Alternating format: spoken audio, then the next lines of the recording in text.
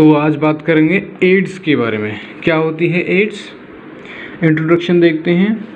तो एड्स जो है HIV से होती है, वायरस होता है। तो एड्स की फुल फॉर्म है एक्वायर्ड इम्यूनोडिफिशियेंसी सिंड्रोम। एक्वायर्ड इम्यूनोडिफिशियेंसी सिंड्रोम का मतलब होता है कि इम्यून सिस्टम वीक हो जाने के कारण जो बीमारी होती है उसे हम एक्वायर्ड इम्यूनोडिफिशियेंसी सिंड्रोम बोलते हैं।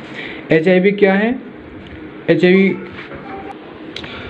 HIV का मतलब है कि ह्यूमन इम्यूनोडिफिशियेंसी वायरस। ह्यूमन इम्यूनोडिफिशियेंसी वायरस यानी कि ऐसा वायरस जो हमारी इम्यून सिस्टम में फंक्शन की कमी कर देता है या फिर उसे कमज़ोर बना देता है। एड्स क्या है? एड्स एक सिम्टम्स का कलेक्शन है और स्पेसिफिक डैमेज, जिस रिजल्ट से वो कुछ ऐसे डैमेज कर सकता है हमारी नर्व्स को, हमारी बॉडी ऑर्गेन्स को। किसके कारण? HIV के कारण। तो क्या हुआ, पूरा मीन्स क्या हुआ, हमको क्या लिखना है एग्जाम में एड्स के बारे में। एड्स किससे होता है? HIV से। तो एड्स होता है HIV से। एड्स की फुल फॉर्म लिख देनी है और HIV की फुल फॉर्म लिख देनी है। और उसके बाद में एपिडेमियोलॉजी लिखनी है डायरेक्ट। क्या है epidemiology? 40 million people currently affect हैं इस टाइम, ठीक है, पूरे वर्ल्ड में। और कितने मर चुके हैं? 25 मिलियन पीपल इससे मर चुके हैं।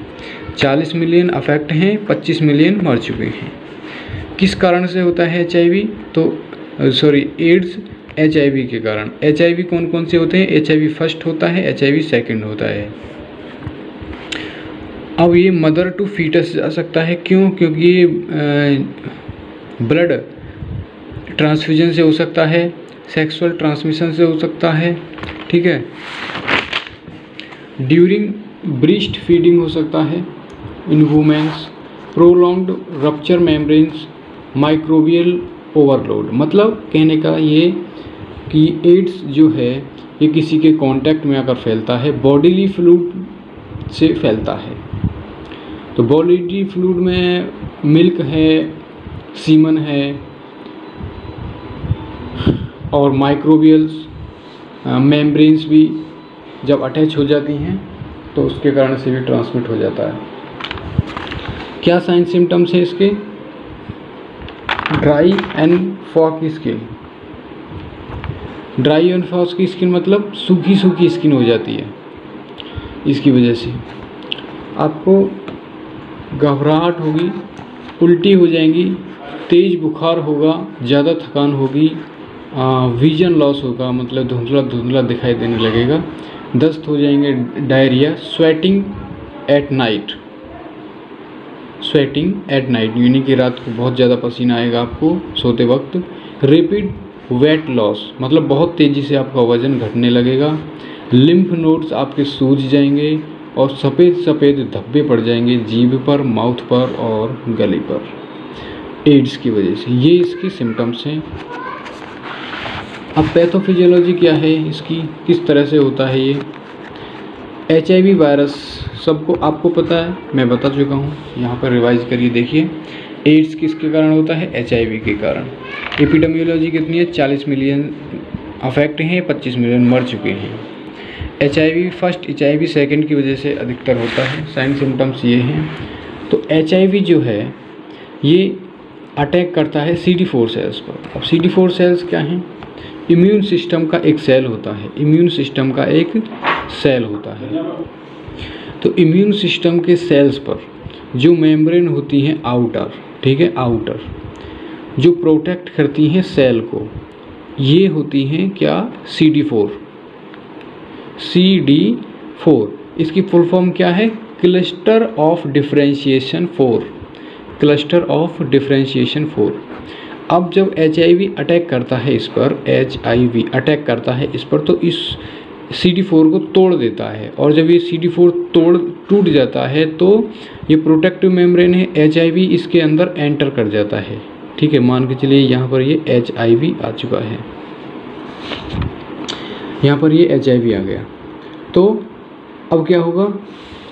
नेक्स्ट क्या है कि रिवर्स ट्रांसक्रिप्शन होगा, अनकोटिंग रिवर्स ट्रांसक्रिप्शन होगा। अब ये अनकोटिंग रिवर्स ट्रांसक्रिप्शन क्या है? कि HIV आ गया, HIV के अंदर जो क्या है RNA है, RNA से DNA बनने लगेगा, यानी कि जिस तरह से यहाँ से देखिए RNA से छोटे छोटे DNA बनने लगेंगे, छोटे छोटे बहुत सारे DNA कन्वर्ट हो जाएंगे और वो DNA क्या कहलाएंगे, प्रोवायरल DNA। ये DNA क्या कहलाएंगे, प्रोवायरल DNA। फिर क्या होगा, budding of virus particles and cytopathic phase.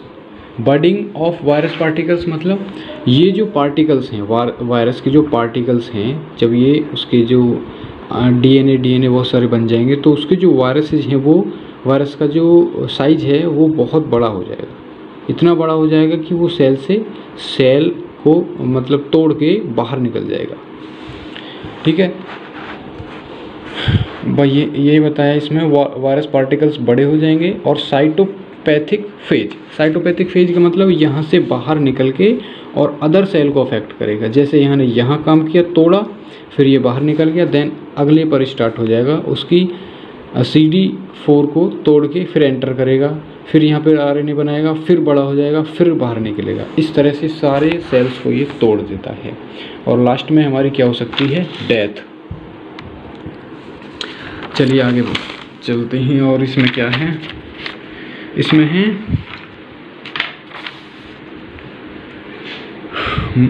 Mode of transmission, मतलब किस मोड से होता है इसका ट्रांसमिशन, किस वजह से हो सकता है। तो बॉडीली फ्लूइड से हो सकता है, मैंने बताया था, ब्लड है, मिल्क है, सीमन है, वेजाइनल फ्लूइड है। स्टेजेस ऑफ HIV इन्फेक्शंस, कौन कौन सी स्टेजेस होती हैं। पहली स्टेज है वो एसिम्प्टोमेटिक है, मतलब उसका कोई सिम्टम्स नहीं है। ये छोटा ड्यूरेशन होता है 1 से 6 वीक तक का, इसमें कोई सिम्टम्स नहीं आता है। इससे आगे जो है वो एवरेज 10 इयर्स तक का होता है, मतलब 10 इयर्स ओल्ड जो पीपल्स हैं, ठीक है, उनको हो सकता है। तो उनमें कोई भी सिम्टम्स नहीं दिखता है, उसमें सिर्फ क्या हो सकता है कि उनके जो ग्लैंड्स हैं वो सूज सकते हैं। और HIV एंटीबॉडी जो है डिटैचेबल होती है। स्टेज 3 स्टेजेस में क्या आता है, ये सिम्टोमेटिक है, इसमें आपको सिम्टम्स दिखाई देने लग जाएंगे। सिम्टम्स जो हैं वो माइल्ड होंगे और इम्यून सिस्टम वीक होने लगेगा। तो और फिर जो लास्ट है 4, उसमें क्या होगा, इम्यून सिस्टम बहुत ज़्यादा वीक हो जाएगा, आपको तेज़ बुखार होगा। ठीक है, ये इसकी कहानी है। क्या है, पहला और दूसरा एसिम्प्टोमेटिक है, वो 1 से 6 वीक्स तक का होता है और 6 वीक्स के बाद का जो टाइम होता है वो 10 इयर्स तक का होता है। ठीक है, last for an average of 10 years. इसमें नो सिम्टम्स है, इसमें कोई सिम्टम्स नहीं है, इसमें बहुत छोटे सिम्टम्स हैं, मतलब एसिम्प्टोमेटिक मान सकते हैं। इसमें बहुत छोटे हैं, मतलब वीक इम्यून सिस्टम होने लगता है, लेकिन लास्ट जो है वो बहुत तेज़ बुखार हो जाता है। तो बस ये इसका सीक्वेंस इस तरह से याद रखना है आपको कि स्टेज 1 और 2 एसिम्प्टोमेटिक है, टाइम याद रखना है 1 से 6 वीक तक का, 6 से 10 साल।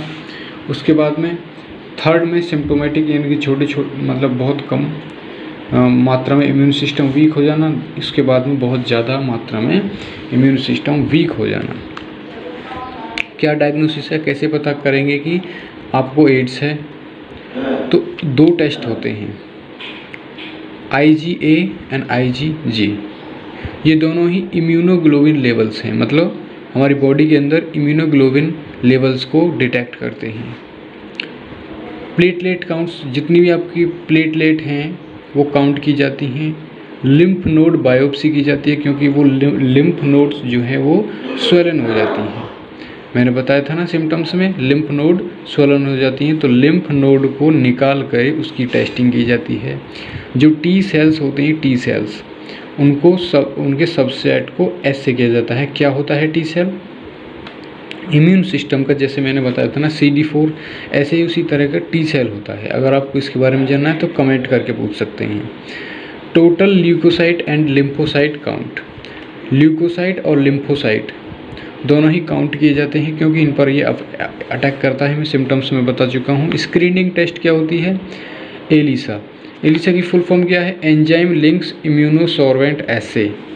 सिंपल टेस्ट होगा, रैपिड टेस्ट होगा, स्किन टेस्ट होगा, सप्लीमेंट्स टेस्ट। सप्लीमेंट टेस्ट मतलब western blood test, indirect immunofluorescence test, radio immuno precipitation test, detection of virus in culture, detection of viral antigens, detection of specific antibiotics to antigens. Treatment क्या है इसका?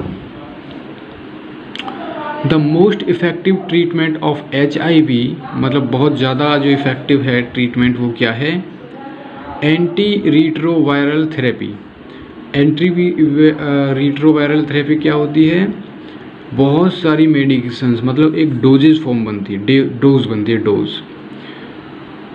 जो किसको करती है? हमारे जो अंदर जो वायरस है उसकी नंबर्स को, उसकी क्वांटिटी को मेंटेन करके रखता है। ठीक है, ट्रीटमेंट। और क्या करता है? हमारे इम्यून सिस्टम को स्ट्रॉन्ग बनाए रखता है। HIV वैक्सीन हो सकती हैं, immunotherapy, anti HIV drug treatments.